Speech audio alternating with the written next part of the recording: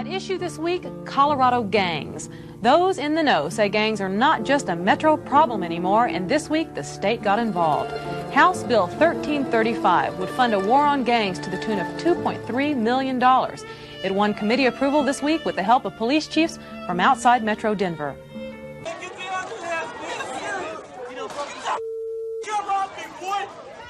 Last summer, Delonte Carolina, a Northeast Denver high school student, was killed in a drive-by shooting.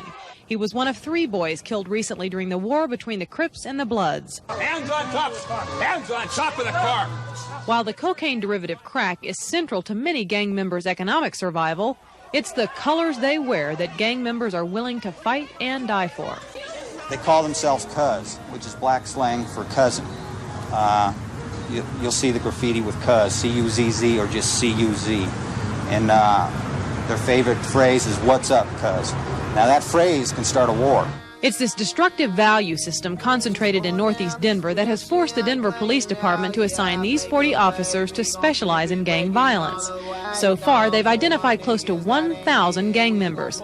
But their efforts are not enough. That's what House Majority Leader Chris Paulson and law enforcement officials have convinced at least one group of lawmakers. His solution, a $2.3 million war on gangs bill.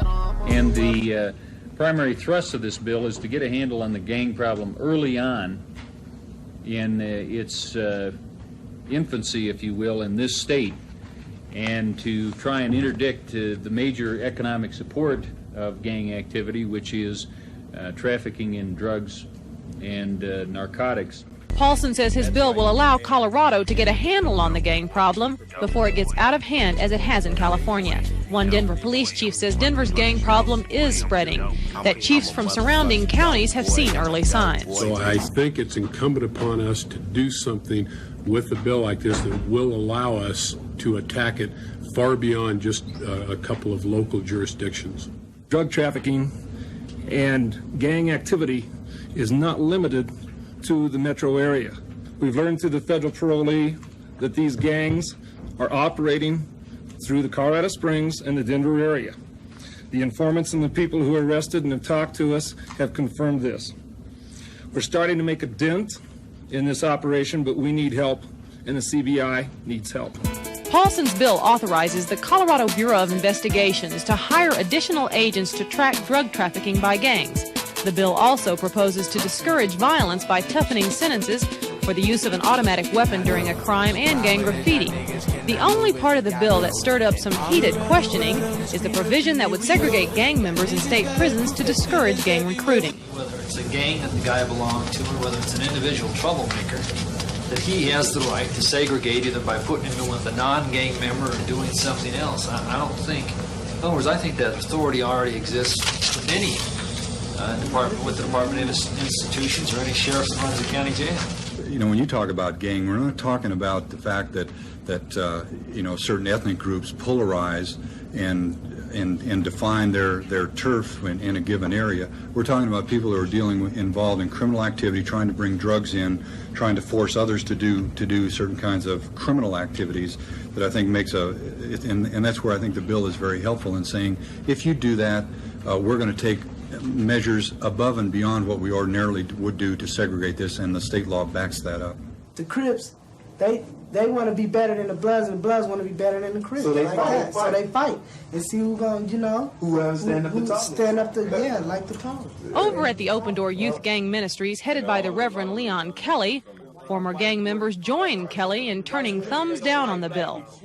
They were asked to respond to specific provisions. Number 1, gang graffiti would carry a mandatory 1-year jail term for a second offense. That's part of combating the problem.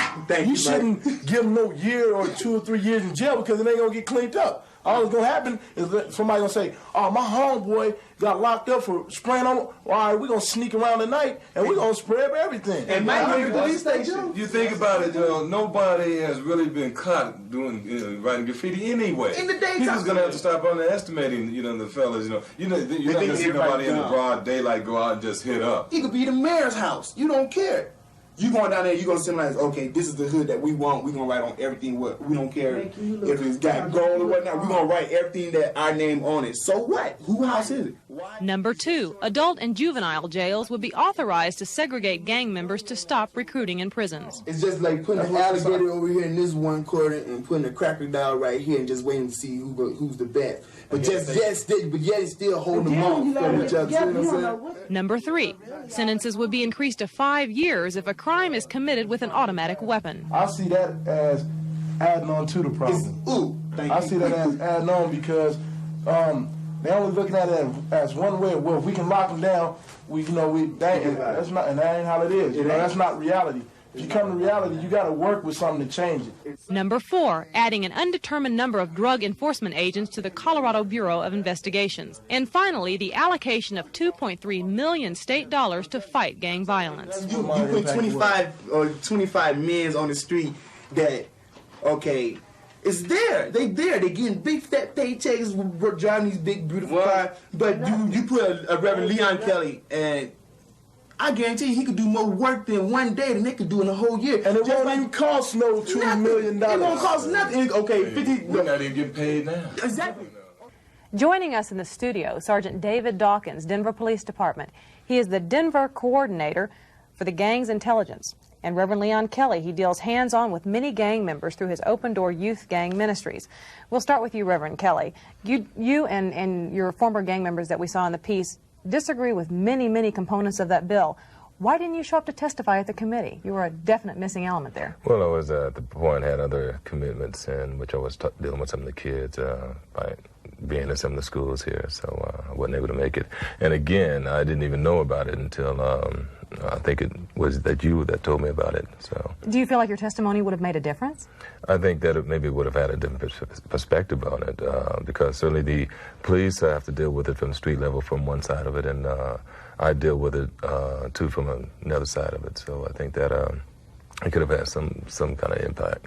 When we were talking off camera before down at the Open Door Youth Ministries, you shot some numbers at me that you think you have impacted 200 of these gang members. 200, if we're talking about close to 1,000, that's a big chunk. That's a fifth of the gang members out there. With that kind of an impact, why don't you think you're involved in this process? Well, I guess you would need to ask the city and the state about that. I don't know. My thing is that we've had dialogues before, and seeing the seriousness of this problem and the growth of it, and opposed to me trying to reason out as to why we're not being more involved in the states or the city involvement. I don't have the time for that, and so that's one of the reasons I feel that with the problem. I know that we have a close working relationship with the police, those who are out there on the streets, dealing with it, because they know the seriousness of it, and being able to network together. If we could do that, quite naturally, it would seem to me that the city and the state should be more than willing to endorse, what we're doing. Sergeant Dawkins, you're the gang expert. Reverend Kelly's the street liaison. Yet you support the bill. Why?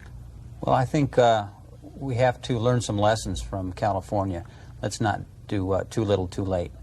And we need to attack the problem now, and we need to attack it with strong legislation.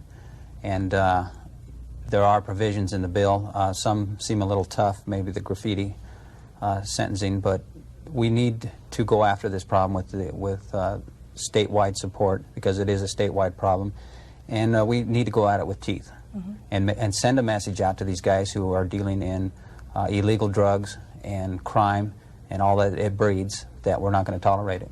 And yet you would agree that Reverend Kelly really could have a valuable place in the process if the state were to get him involved.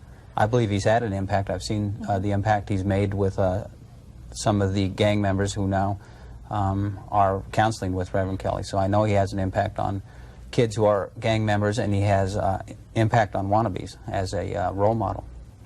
Wannabes being not hardcore gang people, but the periphery?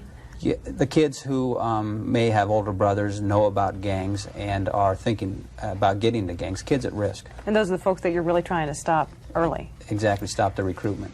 You've heard what the youth gang members said in this tape.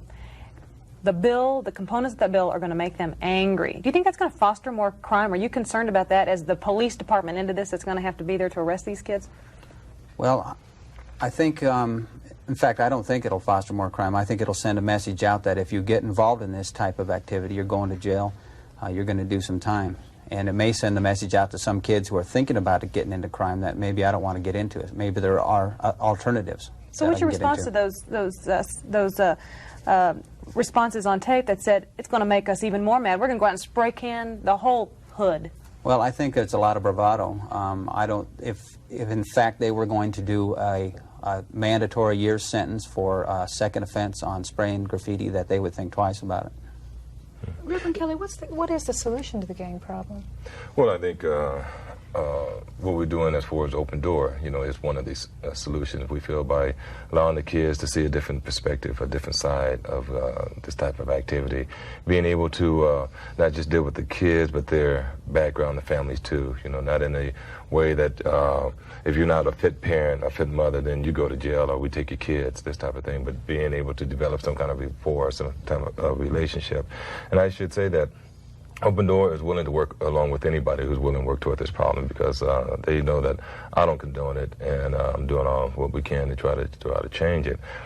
Just the fact that when some of my fellows was venting some of their frustrations, a lot of that's coming from the things that have been happening already about the increased police presence, and I endorse even that, but yet to come up and intimidate and harass somebody, certainly that's going to cause some type of extra tension. So. What would you do with $2.3 million? Well, first of all, I'll say thank God, and then we will develop other type of programs that these kids could feel that they have some type of a future at. We would implement educational type programs that they feel that they could be a part of. We would even help the problems even within the home structure. And again, with adding 25 men to the street and paying them $2.something million, as the piece has said, we don't even get any funding as of right now. We're having this much of an impact. One of our components of Open Door is to try to bridge the gap with the community, the fellas, the police. I know Dave has been around for a while, and he has made a lot of friends or contacts, with the fellas, and I try to tell the fellas that Dave has a job. If you break the law, I'm paying him, money to do a job, and so we need that type of relationship, that type of rapport within the communities. And a lot of guys who are gangbangers are not dealing drugs. See, even though that drugs is a big part of it. That's been a focus of this bill, Sergeant Dawkins. Is that a misconception, that the drugs is the major component? No, the drugs are definitely, that's the reason we have gangs in Denver, and that seems to be the underlying factor for all this activity, are the drugs, although there are gang members who are not dealing drugs or smoking drugs. So hopefully this bill and your efforts will help to combat this problem. Thank you both for being with us today. All right, thank you.